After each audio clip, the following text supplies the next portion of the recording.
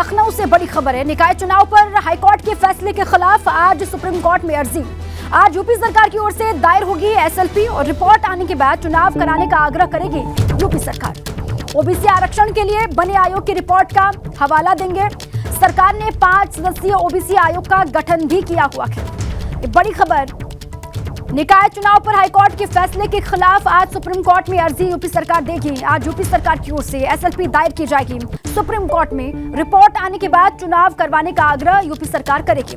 और इसी पर और बातचीत के लिए विवेक त्रिपाठी मेरे साथ ही जुड़े हुए हैं। विवेक, देखिए, आज यूपी सरकार की ओर से एसएलपी दायर की जाएगी सुप्रीम कोर्ट में और उसके बाद ये प्रक्रिया कैसे आगे बढ़ेगी? विवेक, देखिए, सबसे महत्वपूर्ण बात है कि कल ही राज्य सरकार ने ओबीसी आरक्षण के लिए आयोग का गठन कर दिया है, जिसमें 5 सदस्य हैं। और कल ही, चूंकि दोनों चीजें अलग अलग हैं, एक तो आयोग का गठन करना, चूंकि ट्रिपल टेस्ट कराना था, इसलिए कमीशन का गठन करना बहुत जरूरी था। दूसरी बात थी, जब ये अनार उगा के हर साल 1 एकड़ की जमीन पर 10 लाख कमा रहे हैं, उनसे सीखना है तो फ्रीडम ऐप को अभी डाउनलोड कीजिए। 31 जनवरी से पहले यानी जब कार्यकाल खत्म हो रहा है निकायों का, उससे पहले हाईकोर्ट ने फैसला दिया था कि चुनाव करा लिया जाए और ओबीसी आरक्षण के बगैर करा लिया जाए। क्योंकि ओबीसी बहुत बड़ा वोट बैंक है, राज्य सरकार नहीं चाहती है कि किसी तरह से नुकसान पहुंचे, तो आरक्षण तो लागू होगा ही, ये राज्य सरकार ने तय कर दिया था। मुख्यमंत्री ने इस बाबत ट्वीट भी किया था।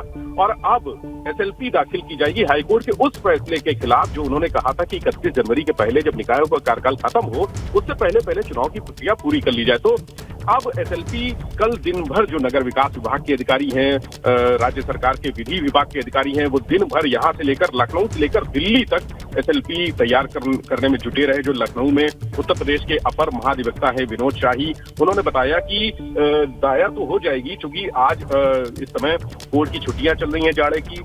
एसएलपी तो दायर हो जाएगी, लेकिन उस पर सुनवाई अभी नहीं होगी, यानी उस पर सुनवाई और बहस होगी 2 जनवरी को, जब कोर्ट खुलेगी। और हाई कोर्ट लेकर सुप्रीम कोर्ट तक जाड़े की छुट्टियां, इसलिए वो जो सुनवाई होनी है, जो बहस होनी है, वो 2 जनवरी को ही होगी। और एसएलपी दायर होने के बाद ये माना जा रहा है कि हाई कोर्ट के फैसले पर रोक लग सकती है। हालांकि बहुत सारी संभावनाएं लेकर राज्य सरकार चल रही है। अगर फैसला नहीं रुकेगा तो हो सकता है कि, चूंकि ये पूरा उत्तर प्रदेश का मामला नहीं है, ओबीसी आरक्षण का मामला पूरे देश में चला है।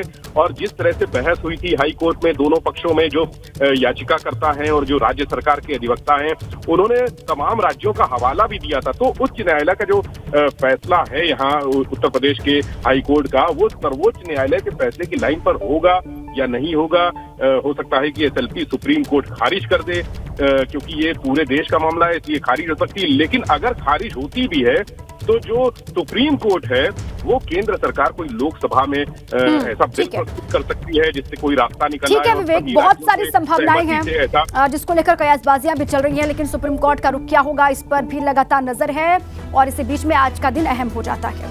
ये अनार उगा के हर साल 1 एकड़ की जमीन पर 10 लाख कमा रहे हैं, उनसे सीखना है तो फ्रीडम ऐप को अभी डाउनलोड कीजिए।